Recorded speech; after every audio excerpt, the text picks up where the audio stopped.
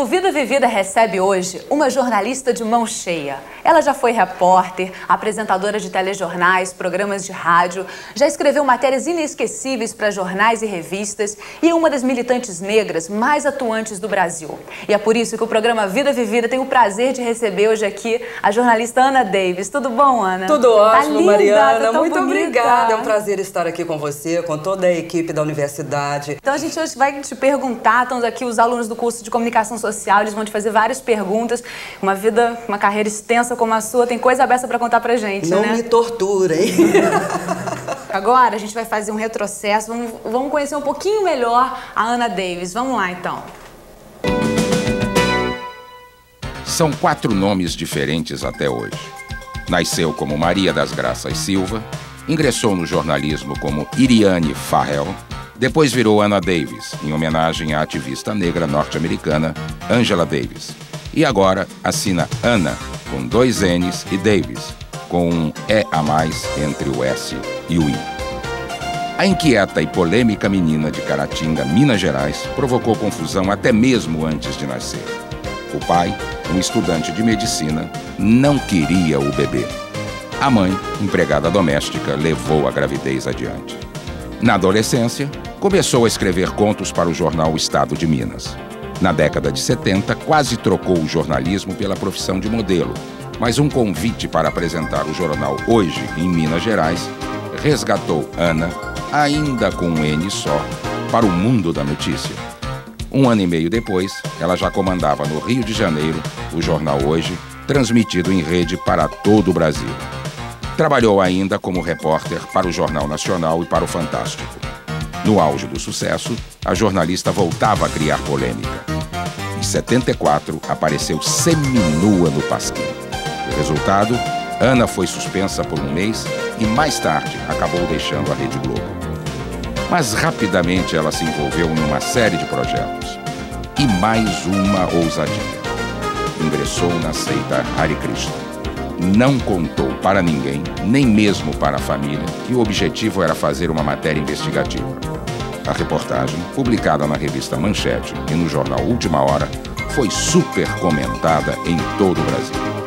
Ana trabalhou em rádio, passou pela TV Bandeirantes e também pelo SBT, onde apresentou o lendário O Povo na TV e os telejornais TJ Rio e TJ Brasil. Recentemente, foi homenageada pelo Conselho Nacional dos Direitos dos Negros na Câmara de Vereadores do Rio de Janeiro. Há 6 anos, a jornalista tornou-se microempresária. Sócia de uma assessoria de imprensa, Ana se prepara para fazer o caminho de volta para casa com a abertura de uma filial da agência em Belo Horizonte. Assim, ela vai poder ficar mais perto da família e dos velhos amigos. Será que nesta nova fase a mãe da Flávia, do Diego, do Dian e do Freedom vai mudar de nome outra vez? Eu gosto dessa coisa de pseudônimo, porque, olha, eu fui batizada com o nome de Maria das Graças Silva, que a minha mãe era devota de Nossa Senhora das Graças, e essa coisa de muitas graças, né? Então, e eu acho que esse nome me favoreceu muito, porque eu sempre fui uma pessoa muito abençoada por Deus, eu sempre tive muita sorte, eu acho que Nossa Senhora das Graças sempre me protegeu muito. Mas aí, quando eu comecei a escrever, eu precisava de um pseudônimo. Aí eu inventei o Iriane Farrell, que é o meu pseudônimo literário. Aí quando eu fui para a TV Globo, eles exigiram que eu mudasse de nome outra vez, que me chamasse Ana Davis, por causa de Angela Davis, por causa do meu visual Black Power. Enfim, aí eu virei Ana Davis, que é o sucesso, né? Hoje em dia eu uso Ana Davis e tal. Mas aí depois teve um lance de numerologia, aí eu usei Ana Luorion Davis. E aí agora também já mudei, em vez de ser Ana, A-N-A, eu botei A-N-N-A-D-A-V-I-E-S, Davies. Entendeu? São umas loucuras. Porque a vida é dinâmica, né? Nada é igual. A gente começa assim, termina assado, passa por aqui, vai por ali, não é? A língua é viva e ela se modifica, senão estaríamos falando latim até hoje.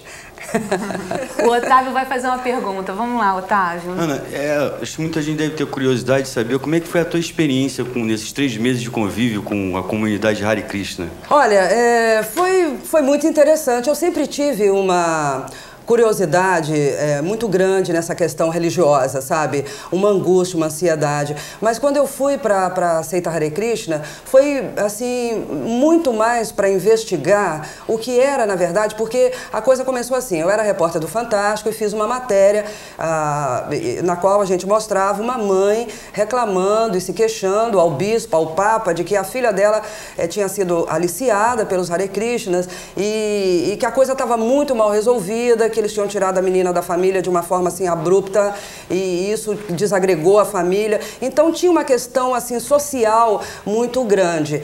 E eu já estudava um pouco os Hare Krishna, então eu quis ir lá para ver o que era normalmente. Então foram dois interesses. Eu tive um interesse profissional e tive um interesse meu, pessoal, existencial, de conhecer o que eram os Hare Krishnas, tá?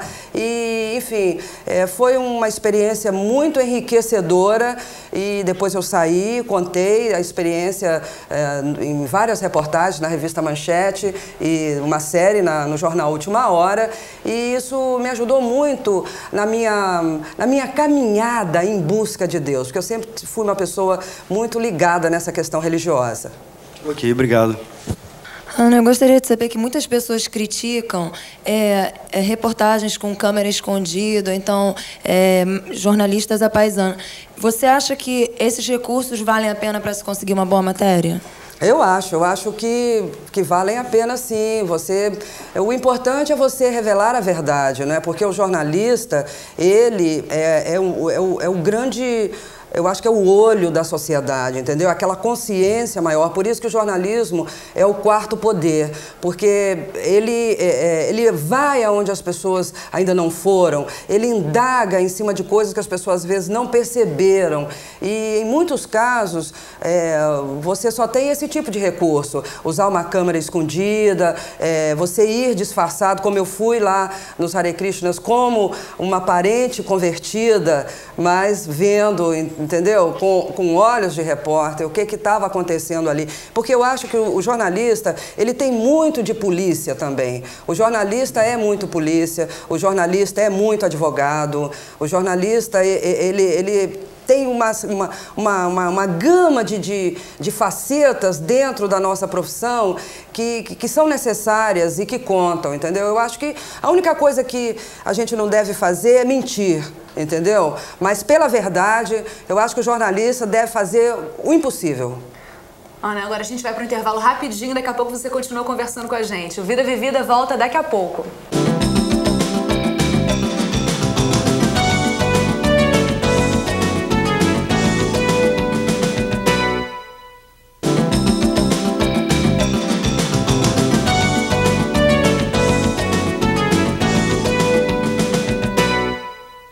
O Vida Vivida está de volta, conversando hoje com a jornalista Ana Davis, que rompeu a barreira do preconceito racial em plena década de 70. E agora o Renato vai fazer uma pergunta para Ana. Isso, Ana, tudo bom? Tudo ótimo, Queria Renato. te perguntar uma coisa. Hoje ficou muito mais fácil, se tornou muito mais fácil a mulher posar nua ou seminua. Eu soube que em 74, mais ou menos, você posou para um jornal, para o Pasquim, se não me engano, seminua, não foi nua. Como foi isso para você naquela época? A censura foi em cima, foi complicado? Não, eu não tive censura externa, eu tive uma censura que eu não entendi lá dentro da TV Globo, né? Porque, poxa, né? A questão é o seguinte, eu tive uma formação teatral, eu estudei teatro em Minas e eu fui, até fiz uma peça na qual eu contracenava com o José Maia. Era o Relatório Kinsey, ou Olha que tem nós na cama, dirigida pelo pelo Alcione Araújo.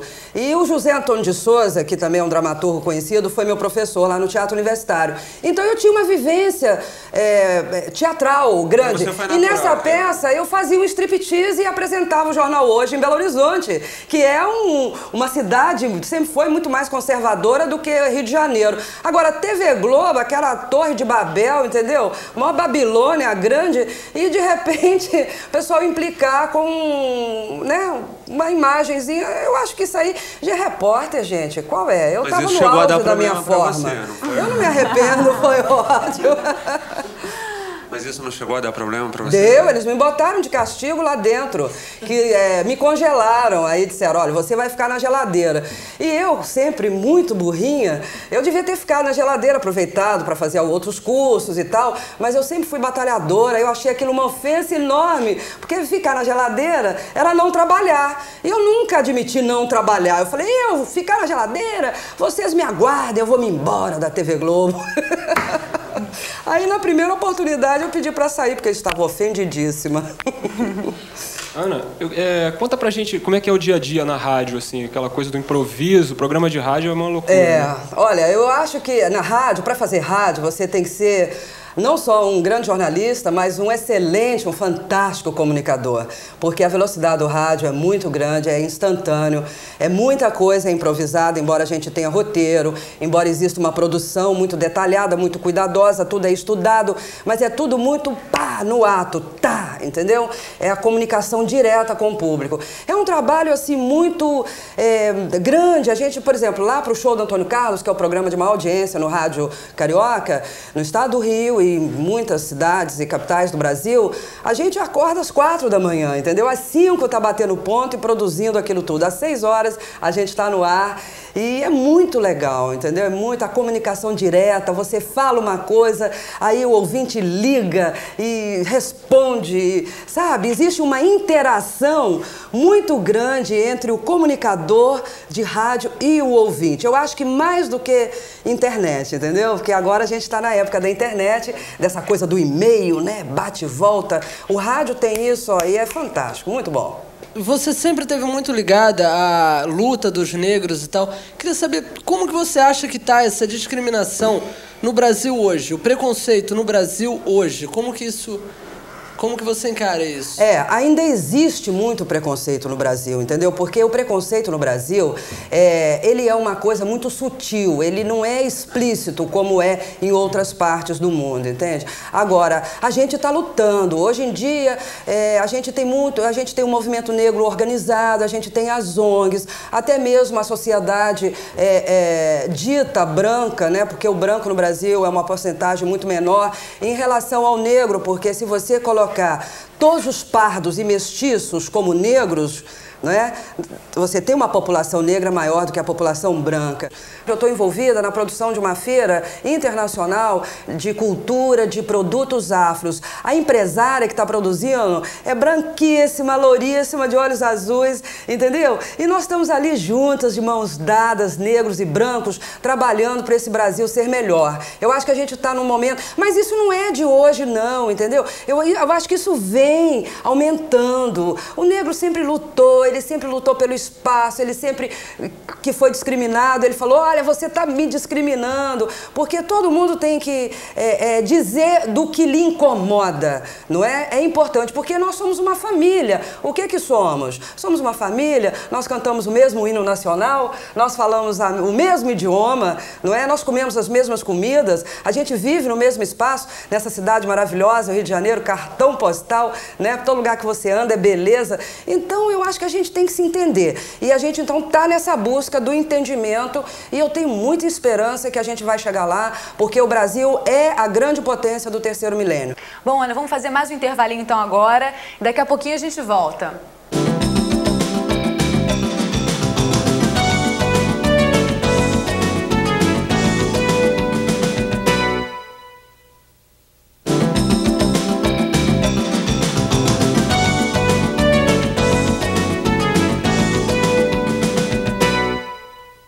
O Vida Vivida está recebendo hoje a ex-repórter do Fantástico, do Jornal Nacional e também proprietária da assessoria de imprensa PIC News, né, Ana? Isso. E agora quem vai fazer uma pergunta? A Cris. Isso. Ana, eu queria saber o seguinte, a gente estava vendo na sua biografia que você começou escrevendo contos. Isso. E como é que foi isso durante, de repente, a tua escalada para o jornalismo, esse direcionamento? Você passou por várias etapas da comunicação, passou pelo rádio, você foi apresentadora, foi editora adjunta, agora está assessora de imprensa. Como é que você vê tudo isso e onde é que ficou a literatura nisso tudo? Pois é, a literatura está um pouquinho esquecida por falta de tempo, porque eu sou um pouco lenta para escrever. Eu preciso de um time onírico, entendeu? Assim, meio que um espaço próprio. E o dia a dia é muito corrido. E eu fiz 1000 estripulias, casei 2 vezes, e tenho 4 filhos, e trabalho aqui, ali, rádio, TV, jornal, revista, assessoria de imprensa, né? Mas eu descobri esse meu lance com a redação, com a coisa da literatura, de escrever. O meu barato sempre foi isso, porque desde o primário, quando a professora mandava fazer as composições, as minhas composições eram tão elaboradas que todas elas eram lidas em sala de aula, desde o primário. E aí depois eu comecei a escrever contos e poesias e ser premiada. Fui premiada no ginásio, fui premiada no científico, no Colégio Pedro II, no Colégio Estadual Central, lá em Belo Horizonte. E tinha sempre muita necessidade de criar. Eu sempre fui muito criativa, muito ousada. E escrever contos, para mim, foi uma coisa interessante. Aquilo eu botava aquela coisa toda, aquela ebulição, aquela fervura que eu tinha dentro de mim, eu botava para fora, ali, entendeu? Então, eu me lembro que eu escrevi alguns contos e mostrei para um colega que já escrevia contos. Ele falou, tá uma merda. Eu falei, mas não é possível. Ele falou, olha, publica na Contigo, entendeu? Isso não é literatura. Aí eu falei, é? Aí eu rasguei aquilo tudo, escrevi outros, falei, não vou mostrar mais para ele. Fui direto, né, com meus contos debaixo do braço, lá no suplemento literário do Minas Gerais, que é o grande suplemento, que foi o grande suplemento dos grandes escritores contistas brasileiros. E quem é que estava lá que me recebeu? Murilo Rubião, entendeu? Um grande escritor. E eu, com a minha coragem, ou cara de pau de sempre, dei meus contos e falei, olha, eu estou escrevendo aqui essas coisinhas, dá para você analisar e tal. Aí, não é que ele publicou, o primeiro, o segundo, o terceiro, eu publiquei 4 ou 5 contos no suplemento e depois ganhei uma menção honrosa na revista literária da Universidade Federal de Minas Gerais. E aí eu mergulhei na televisão, assim, de cabeça. E aí fiquei escrevendo e guardando. Eu tenho um romance que é uma história urbana fantástica, chama-se Solange Rubi, Histórias Negras, que é uma história que dá cinema, uma loucura, e que eu pretendo, uma hora, ter um tempinho para terminar. O romance já está pela metade. Enfim, eu não aposentei a ideia, não. Eu tô querendo ganhar um dinheirinho para aposentar, criar minhas galinhas, escrever meus continhos. Ana, você já fez várias coisas. O que falta ainda para você fazer? Eu tô agora fazendo 2 revistas, uma revista para mulher negra, uma revista para criança, para menina negra. Tô envolvida com uma feira, assessoria de imprensa, criando filho, vivendo, namorando. Eu, sei lá, eu quero... Sabe, olha, eu imagino, se Deus me der vida e saúde, eu quero o seguinte, aposentadoria, cuidar do meu jardim, da minha horta, das minhas galinhas, meus patinhos. E escrever os meus continhos, receber os amigos, tomar uma pinga, entendeu? Difícil te ver assim, Ana, parada com as galinhas, porque nessa atividade toda que você vive... Mas agora a gente pode se agitar na internet assim? Também, né? Mandando os meus e-mails pra lá e pra cá. E me diz uma coisa, Ana, nessa sua trajetória toda, tem alguma coisa que, se fosse agora, você não faria? Olha, difícil, porque a vida, veja bem, é um processo, né, de evolução. Eu acho que tudo que eu errei foi importante porque me ensinou. Eu aprendi. Se eu não tivesse feito o que fiz, eu não seria hoje o que eu sou. E eu acho que hoje eu sou uma pessoa ótima, entendeu? Eu sou uma pessoa resolvida, eu sou uma pessoa que sabe o que quer, que está feliz comigo mesma, eu estou feliz comigo mesma. Eu amo as pessoas, eu gosto de ajudar, eu gosto de fazer as coisas. Não sei, eu acho que hoje eu sou mais feliz, eu me encontrei. Eu me encontrei, porque quando eu cheguei aqui no Rio de Janeiro, eu era uma pessoa muito desesperada. Eu era uma pessoa muito, sabe? Eu era guerra, entendeu? Eu sempre fui assim. Eu acho que agora eu tirei a espada da mão. Bom, Ana, você decide verdade, então. O que você prefere? Rádio, televisão, jornal? O que você prefere fazer? Eu prefiro escrever, assim, bem afastada de tudo. Eu gosto da solidão. E das galinhas. Então, Ana, queria te agradecer por você ter vindo aqui, passar essa experiência pra gente, que são alunos do curso de Comunicação Social, eu também sou, então foi muito bom tê-la aqui com a gente. Obrigada mesmo. Olha, de nada, Mariana, você é linda, talentosa, fala bem, imagina. Um grande futuro pra você. Obrigada. E pra vocês tão inteligentes, eu gosto de trabalhar com um jovem, na minha assessoria passam muitos estagiários, porque eu acho que é uma troca, assim como a gente ensina vocês, vocês também ensinam muito a gente. É fundamental, sabe, que essa a experiência e a juventude, a vontade, né, essa coisa, essa força que vem, isso tudo tem que se encontrar, aí fica redondinho. Tá ótimo. E antes de encerrar o programa, eu quero divulgar para você que está aí assistindo, você que gostou do programa, que quer vir aqui participar, mandar sua sugestão. O nosso endereço na internet é tvuniversidade@universidade.edu. Escreve pra gente. E até o próximo Vida Vivida.